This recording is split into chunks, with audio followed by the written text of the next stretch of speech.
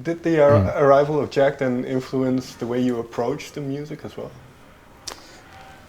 I think it did. I think it did because we, although both William and myself write kind of on our own, you know, I like going away to write. I kind of like going into isolation. I feel like that brings the right stuff out of me. But to make a record, that's a completely different thing, and that involved the four of us being in a room together and just sweating it out. You know, woodshedding, I think they call it. You know, it's like. Just getting in a room, and you know, you don't press record on the tape recorder. Well, it's not a tape recorder these days. It's probably a Mac, but you know, you don't press record until that song is. I mean, you don't hit the space bar. Don't hit the space bar. Apple R.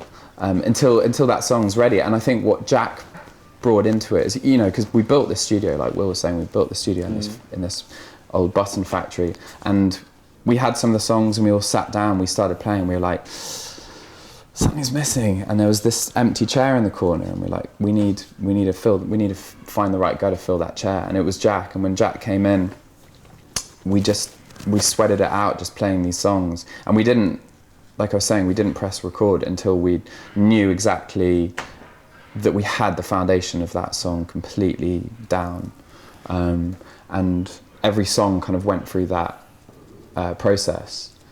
With that in mind, because well, you mentioned the writing process and creating the album took about 2.5 years. It was a lot of reflection, and in that sense, then, was it a tough album to write? Because you say it went through that process with each song. I think. I don't know if tough is really the word. I think more. We just weren't going to stop until we were totally happy. I mean, there was definitely some banging of heads against the wall. I think that's necessary, though. You know, I think, you know, yeah. I don't remember it as tough. I remember, I mean, it was lots of things really, but the main, I think, an important factor was that we have our own studio, and because of that, it means we could work on the music for as long as we liked, day and night. There was no deadline, or at least there were deadlines, but they just, you know, we just went over all. We brushed over those, yeah. Several times. But I think more than any other record, this was an album that we worked very much by our own rule book, you know, and we kind of really didn't allow any external pressure into the studio. You know, any pressure really came from ourselves. And the only one point I remember that we brought some of our team in and some friends, and we played them the record from start to finish.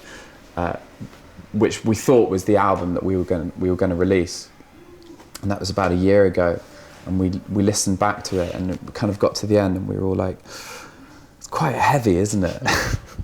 And it was like, I don't think there was anything on the record under 5 minutes. It was just these really kind of big, quite heavy, dense, opaque musical moments, and we realized that we needed to write some more pacey songs to kind of allow those songs to breathe and to earn their place on the record. And that's when we went away and we had like a new writing period, and we wrote Telomere and Bubblegum and Midnight's Mirror, and that new batch of songs, I think, breathed this kind of fresh breath of life into the record. And I think without that realization that we needed some snappier moments, I think it would have been a pretty heavy listen. Sure.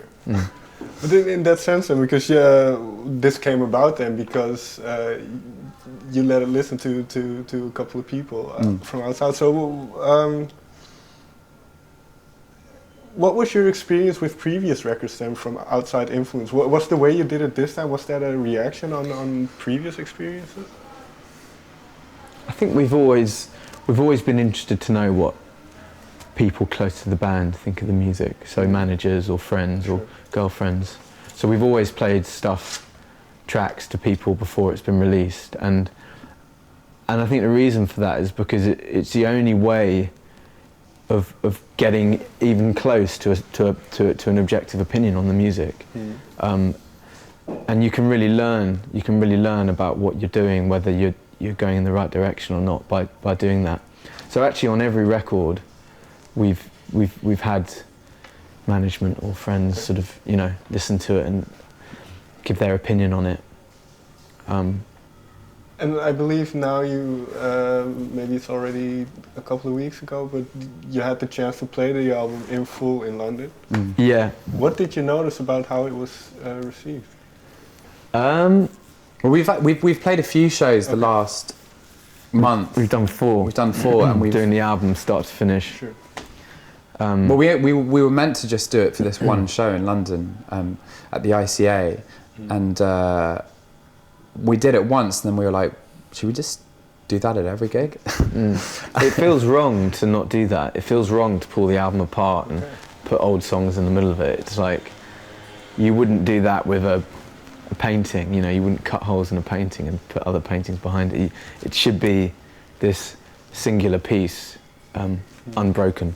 And I think we've been trying to write that record since we started. We've been trying to write a record that really is a suite of songs. And I feel like this is that record for us. It is it's a family of songs that are really inherently linked, and the story, the narrative, I know there isn't a narrative, but the full picture can only really be seen with all those components together in the same place. And it's been great doing that. It's been great. I mean, there's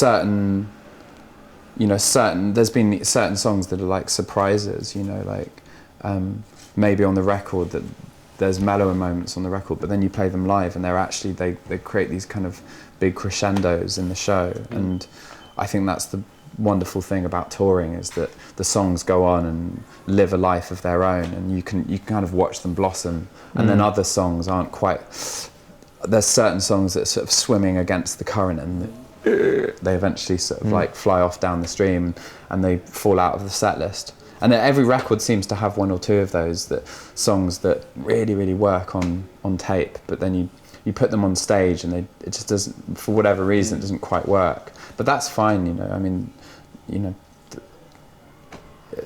as long as they've been sort of crystallized on record, then they've had their little, Yeah, because do you see yourself, once the album is released, do you still see yourself playing it in full, in sequence at gigs?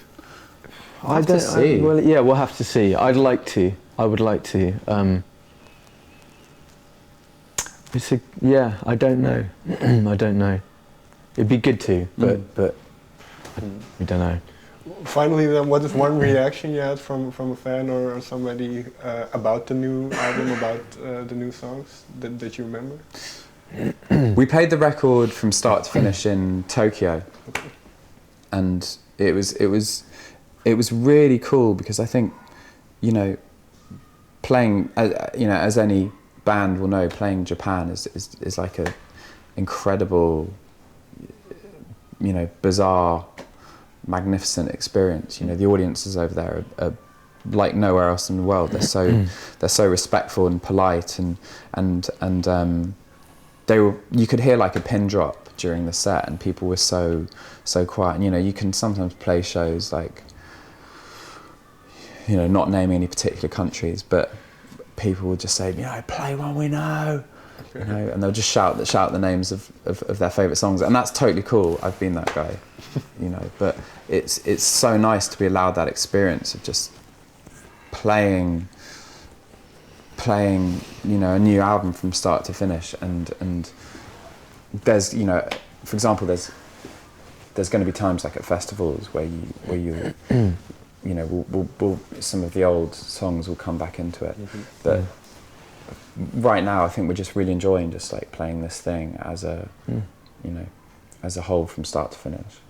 I think also it is quite demanding of the audience to stand there and listen to 45 minutes of nothing, music that they don't know. It's a lot to ask of people, so we're very grateful that they don't disappear to the bar or go home. But the record will be out in in a month, so hopefully by then it won't be new. Thank you very much for your time. Thank you. Cool. Thank you.